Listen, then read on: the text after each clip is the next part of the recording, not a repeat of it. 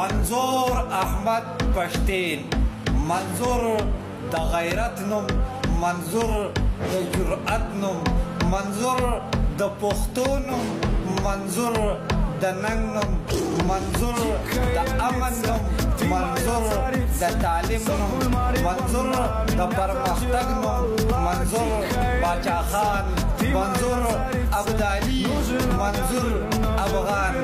یو شی پښتنو د منظور په ننګ باندې ودرېږئ، منظور زمونږه په ننګ باندې ولاړ دی، منظور زمونږه د راتلونکي مستقبل جنګ کوي. پښتنو په منظور ننګ وکړئ، منظور په مونږ باندې ننګ کړی دی. انشاءالله وخت نږدې دی، توره شپه ختمېدونکې ده، سپین سبا راختونکی دی. د آزاد پښتونستان سندرې به د باچا خان او د صمد خان په نوم